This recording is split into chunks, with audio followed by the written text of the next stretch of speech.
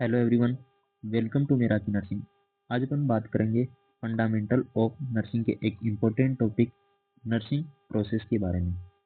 इसके बारे में क्वेश्चन बार बार एग्जाम में आता रहता है, तो आज अपन इसकी डेफिनेशन और स्टेप्स क्या क्या होती है नर्सिंग प्रोसेस की, उनके बारे में अपन डिटेल से स्टडी करेंगे। तो सबसे पहले अपन बात करते हैं इसकी डेफिनेशन से कि नर्सिंग प्रोसेस की डेफिनेशन क्या होती है। तो स्टार्ट करते हैं। सबसे पहले, the nursing process is a systematic patient-centered framework used by nurse to provide high quality care। कि नर्सिंग प्रोसेस क्या होती है?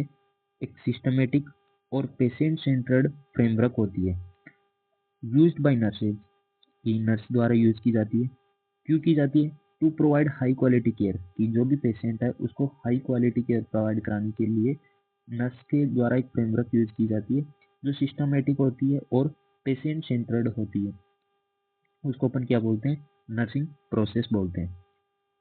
It consist of 5 step. Next बात करते हैं नर्सिंग प्रोसेस कितनी स्टेप से मिलकर बना होता है? 5 स्टेप से। 5 स्टेप कौन कौन सी होती है? असेसमेंट, डायग्नोसिस, प्लानिंग, इम्प्लीमेंटेशन और इवेल्यूशन। इनको ऐसे भी याद कर सकते हैं, ADPIE। Assessment, diagnosis, planning, implementation और इवेल्यूशन। अब अपन इनके बारे में एक एक करके डिटेल से स्टडी करेंगे। सबसे पहले अपन बात करेंगे असेसमेंट के बारे में। ये असेसमेंट क्या होता है? तो फर्स्ट स्टेप होती है कौन सी? Assessment. The first step of nursing process. Nursing process की first step assessment, involving the collection, organisation and analysis of patient data. कि असेसमेंट के अंदर अपन क्या करते हैं कि कलेक्शन करते हैं, ऑर्गेनाइजेशन करते हैं और एनालिसिस करते हैं। किसका? जो पेशेंट का डेटा है उसका। असेसमेंट के अंदर अपन कलेक्शन, ऑर्गेनाइजेशन एंड एनालिसिस करते हैं पेशेंट के डेटा का। यहाँ तक समझ में आ गया। नेक्स्ट अपन बात करेंगे टाइप्स ऑफ डेटा। ये अपन ने बात तो कर लिया कि असेसमेंट के अंदर अपन को कलेक्ट करना, ऑर्गेनाइज करना और एनालिसिस करना है डेटा का, लेकिन टाइप्स ऑफ डेटा, डेटा कितने टाइप्स का होता है तो इसके बारे में अपन बात करेंगे। तो 2 मेन टाइप का होता है। फर्स्ट होता है सब्जेक्टिव डेटा और सेकेंड होता है ऑब्जेक्टिव डेटा। सब्जेक्टिव डेटा क्या होता है? Information provided by the patient, कि जो भी इंफॉर्मेशन होती हैं जो पेशेंट अपन को प्रोवाइड कराता है कि उसकी क्या फील कर रहा है, उसकी एक्चुअल प्रॉब्लम क्या है, वो क्या होगा? डेटा होगा। जैसे कि एग्जांपल के लिए यदि पेशेंट को दर्द हो रहा है तो वो बता रहा है कि मुझे दर्द हो रहा है, या फिर वो एंजाइटी फील कर रहा है तो पेशेंट अपन को बता रहा है कि वो बहुत ज़्यादा एंजाइटी फील कर रहा है। तो ये क्या हो जाएगा? सब्जेक्टिव डेटा हो जाएगा। नेक्स्ट अपने पास ऑब्जेक्टिव डेटा। ऑब्जेक्टिव डेटा क्या होगा? मीजरेबल एंड ऑब्जर्वेबल डेटा, कि जो डाटा अपन ऑब्जर्व करते हैं या फिर मेजर करते हैं वो डेटा कौन सा हो जाएगा? Objective data. एग्जांपल के लिए वाइटल साइंस। वाइटल साइंस अपन को पेशेंट तो बताता नहीं, अपन खुद क्या करते हैं? मेजर करते हैं। लैब रिजल्ट, लैब रिजल्ट ऐसा तो नहीं कि CBC जो रिपोर्ट है वो अपन को पेशेंट बताएगा, वो अपन क्या करते हैं? लैब में जाके उसका रिजल्ट निकालते हैं। तो जितने भी जो मेजर करते हैं या फिर ऑब्जर्व करते हैं अपन, वो जो डेटा है उसको अपन कौन से टाइप का डेटा हो जाएगा? वो ऑब्जेक्टिव डेटा हो जाएगा। नेक्स्ट बात करते हैं कि जो सब्जेक्टिव डेटा और ऑब्जेक्टिव डेटा है उसको अपन कलेक्ट कैसे करते हैं। तो method of data collection. Next अपना है मेथड ऑफ डेटा कलेक्शन। तो इंटरव्यूइंग द पेशेंट्स, कि अपन पेशेंट का इंटरव्यू लेकर या पेशेंट से पूछकर अपन डेटा कलेक्शन करते हैं। नेक्स्ट बात करते हैं फिजिकल एग्जामिनेशन। फिजिकल एग्जामिनेशन के द्वारा अपन डेटा कलेक्ट करते हैं। रिव्यूइंग मेडिकल रिपोर्ट्स, या फिर जो लैब रिजल्ट या फिर अदर जो मेडिकल रिपोर्ट है उनको रिकॉर्ड है उनको अपन रिव्यू करके अपन डेटा क्या करते हैं? कलेक्शन करते हैं। कुछ पॉइंट अपन को डेटा कलेक्शन के टाइम अपन को ध्यान रखना चाहिए कि data must be accurate, complete और रेलिवेंट होना चाहिए। कि जो भी अपन डेटा पेशेंट से ले रहे हैं वो एक्यूरेट आना चाहिए। ऐसा नहीं कि वाइटल साइंस अपन लिए तो उनको अपन गलत ले लिए, तो फिर क्या हो जाएगा कि अपन गलत डायग्नोस करेंगे, गलत ट्रीटमेंट देंगे पेशेंट को। तो इसलिए जो भी डेटा अपन कलेक्ट कर रहे हैं वो क्या होना चाहिए? एक्यूरेट होना चाहिए, कंप्लीट होना चाहिए और रेलिवेंट होना चाहिए। नेक्स्ट पॉइंट अपने पास cultural and psychosocial factor should be considered, कि जो भी पेशेंट के साइकोसोशियल फैक्टर हैं उनको अपन को ध्यान में रखकर ही डेटा लेना चाहिए। यहाँ तक हो गई असेसमेंट। अब अपन नर्सिंग प्रोसेस की सेकेंड स्टेप के बारे में बात करेंगे, नर्सिंग डायग्नोसिस। एक clinical judgement about the patient response to health condition और लाइफ प्रोसेस।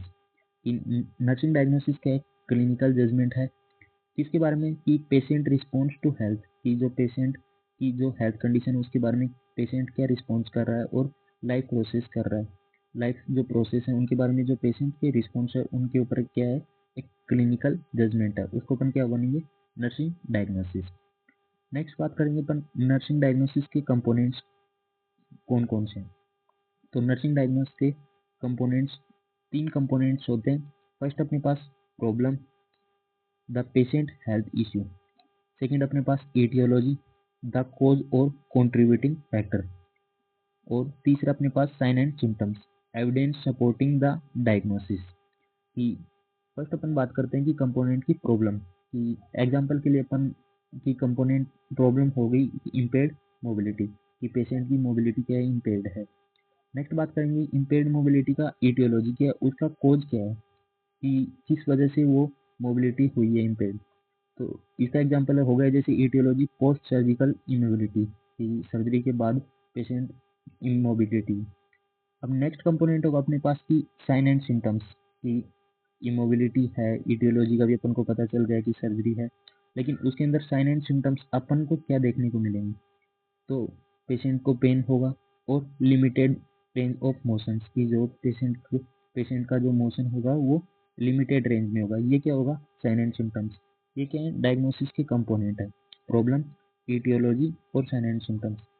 प्रॉब्लम किसकी वजह से होगी एटियोलॉजी की वजह से, और एटियोलॉजी की जो प्रॉब्लम होगी तो उसका अपन को साइन एंड सिम्टम्स देखने को मिलेंगे कि अपन को क्या नज़र आ रहा है कि पेशेंट के अंदर प्रॉब्लम है तो उसकी वजह से क्या इफेक्ट हो रहा है बॉडी पर, वो होंगे साइन एंड सिम्टम्स।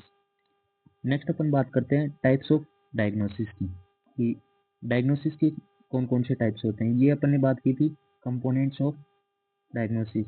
नेक्स्ट अपन बात कर रहे हैं टाइप्स ऑफ डायग्नोसिस की। तो फर्स्ट आते हैं अपने पास एक्चुअल एग्जिस्टिंग प्रॉब्लम की, एक्चुअल मतलब एग्जिस्टिंग प्रॉब्लम की अभी पेशेंट को प्रॉब्लम क्या है।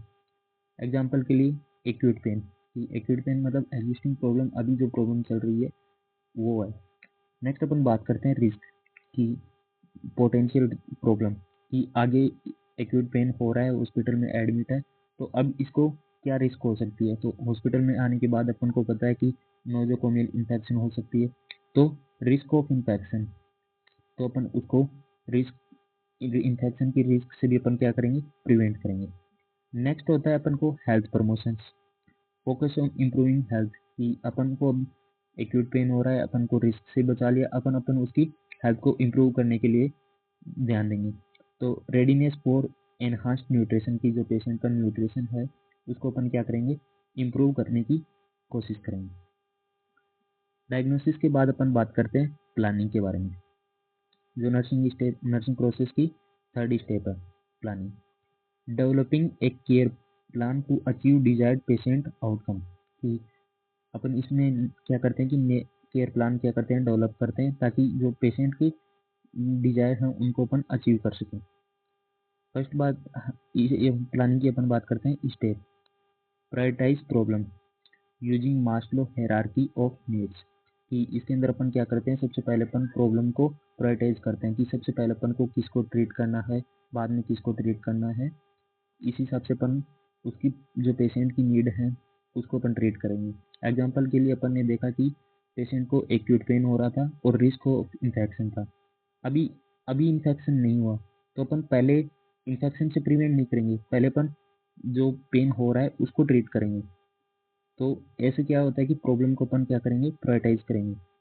फिर सेट स्मार्ट गोल, स्मार्ट यानी एस यानी स्पेसिफिक, एम यानी मीजरेबल, ए यानी अचीवेबल, आर यानी रेलिवेंट और टी यानी टाइम बाउंडेड कि जो भी अपन प्लानिंग करेंगे वो स्पेसिफिक होनी चाहिए, मीजरेबल होनी चाहिए कि अपन उसको मेजर कर सकें कि पहले और अब बाद में क्या क्या फ़र्क है, अचीवेबल होनी चाहिए कि ताकि अपन उसको अचीव भी कर सकें, ऐसा नहीं कि अपन कोई ऐसा गोल डिसाइड कर लिया जो अचीव ही नहीं हो पाए।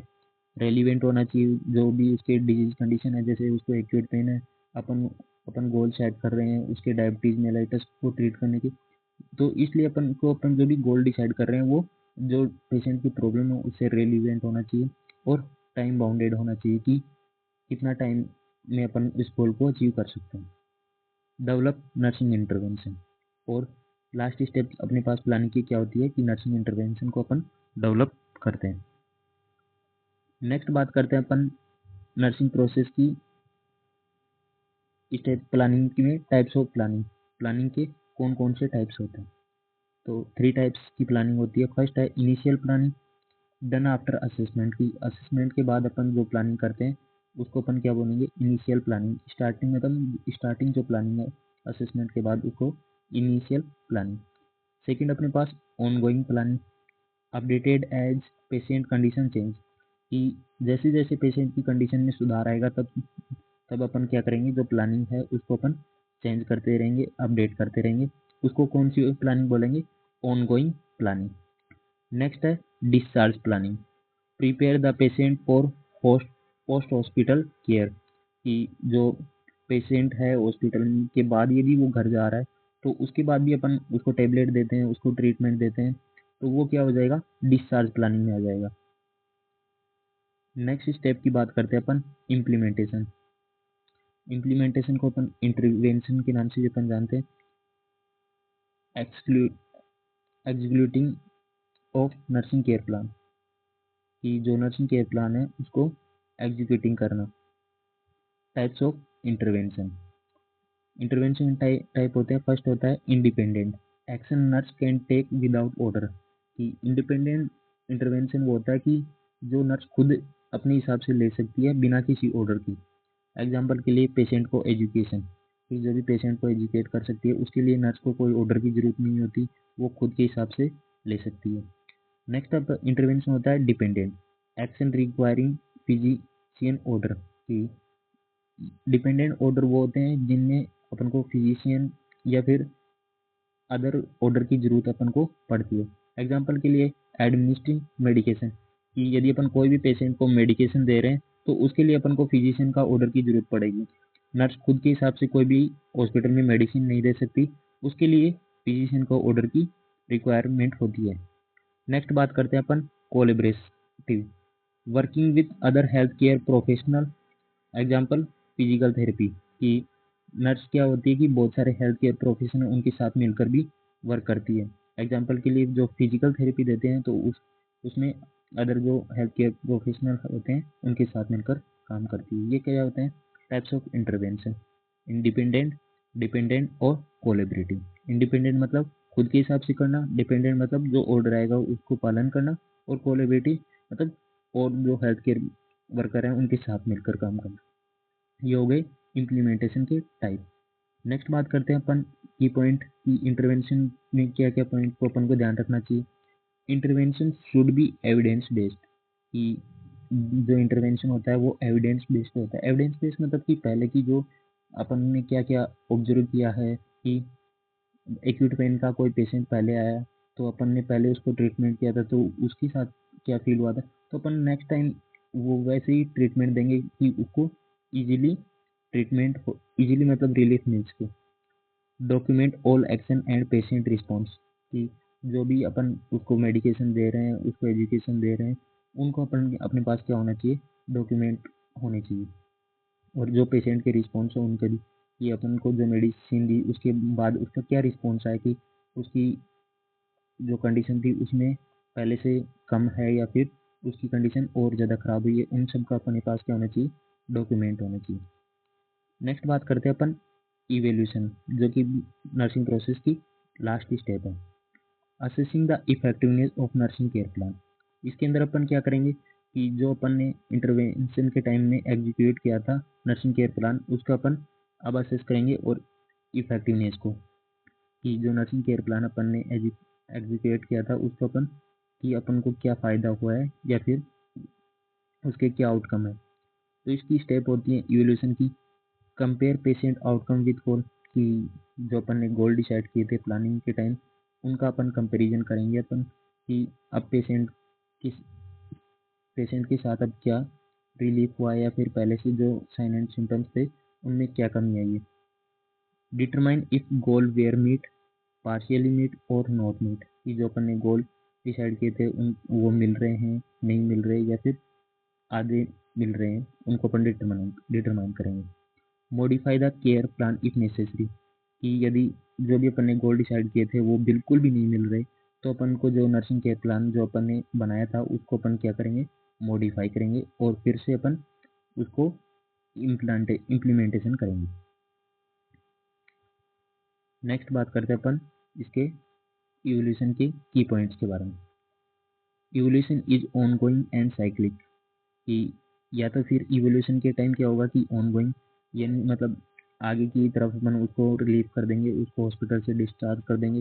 साइक्लिक मतलब कि यदि पेशेंट की जो कंडीशन है उसमें कोई सुधार नहीं है तो अपन फिर से क्या हो जाएगा, असेसमेंट करेंगे और उसको फिर उसको दोबारा से गोल डिसाइड करेंगे, प्लानिंग करेंगे और डायग्नोसिस करेंगे। जो भी स्टेप है नर्सिंग प्रोसेस के ऊपर उनको क्या करेंगे, वापिस से करेंगे। Involve reassessment and critical thinking, जो इवोल्यूशन है वो रीअसेसमेंट, कि अपन रीअसेसमेंट करेंगे तभी तो अपन को पता चलेगा कि पहले की कंडीशन ये थी और अब की कंडीशन ये है, इसके अंदर क्या चेंज हुआ है। और क्रिटिकल थिंकिंग, क्रिटिकल थिंकिंग मतलब कि अपन को डिसीजन लेना होता है कि अब उसको हॉस्पिटल से डिस्चार्ज करना है या फिर उसको वापस से दोबारा से कोई ट्रीटमेंट चालू करना है। नेक्स्ट बात करेंगे अपन की प्रिंसिपल ऑफ नर्सिंग प्रोसेस, की नर्सिंग प्रोसेस के की प्रिंसिपल क्या होते हैं। फर्स्ट है patient central, focus on individual needs of the patient, की हर पेशेंट की जो नीड्स होती हैं वो अलग अलग होती हैं, उनको अपन को ध्यान में रखना होता है। Cyclic and dynamic, continuously adapt to patients condition, कि अपन को कंटिन्यू क्या करना चाहिए, पेशेंट की जो कंडीशन है उसको अडेप्ट करना चाहिए। Collaborative, involve team work with other health care professional, कि जो अदर हेल्थ केयर प्रोफेशनल की जो टीम है उनके साथ अपन को मिलकर काम करना चाहिए। और evidence based, relief on current researches and best practices, कि जो भी करंट रिसर्च हो रही है उस डिजीज कंडीशन से रिलेटेड उनको भी अपन को ध्यान में रखना चाहिए। या फिर जो भी रिसर्च इक्विपमेंट्स नए हॉस्पिटल में आ रहे हैं उनको भी अपन का यूज़ करना आना चाहिए ताकि अपन पेशेंट को इजीली ट्रीट कर सके।